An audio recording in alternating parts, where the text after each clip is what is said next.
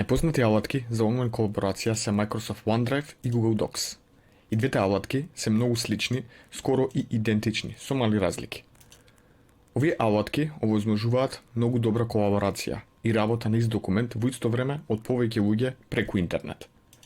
OneDrive и Google Drive не се користат само за складирање датотеки, туку за синхронизација, споделување, трансфер и враќање на датотеки. Леснотијата на споделување датотеки е клучен фактор. Општо, постојат два начини на споделување датотеки користејќи OneDrive или Google Drive. Може да споделувате датотеки преку споделена врска, односно линк, или со внесување на електронска адреса за да им дадеме пристап. Корисниците може да додават три нивоа на дозволи: прегледување, коментирање и уредување на документ. Брзината на креирање, прикачување, превземање и споделување датотеки е голема предност. OneDrive и Google Drive работат на исто ниво кога станува збор за брзина. За да ги синхронизираме датотеките на сите уреди, OneDrive и Google Drive апликациите мора да бидат инсталирани на нашиот компјутер или пак мобилен уред за да имаме целосна синхронизација.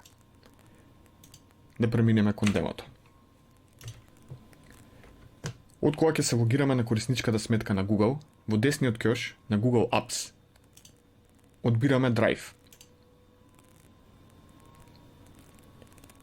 Од тука, од левата страна на копчето New, може да одбереме ако дали сакаме да прикачиме документ или повеќе документи, или пак да создадеме некој нов документ. Од кога ќе отвориме некој документ, во горниот десен дел, копчето Share. Тука може да го споделиме овој документ со одредени луѓе, каде што мора да ги впишеме нивните електронски сметки за да добијат пристап. Или пак да го споделиме линкот со кој што може да го пристапат овој документ.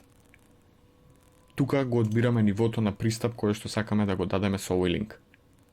Многу е битно да не правиме грешка со пристапот на одредени податоци до одредени луѓе, односно да знаеме каков пристап даваме со кој линк на одредени луѓе.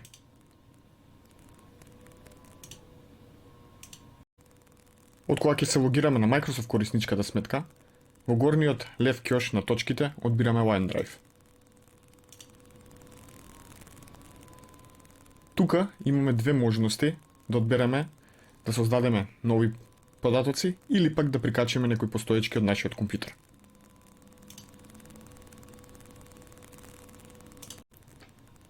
Од кога ќе создадеме нов документ, во десниот горен дел, копчето Share. Тука имаме исто можност да споделиме со луѓе директно преку електронска пошта или пак да го копираме линкот до документот.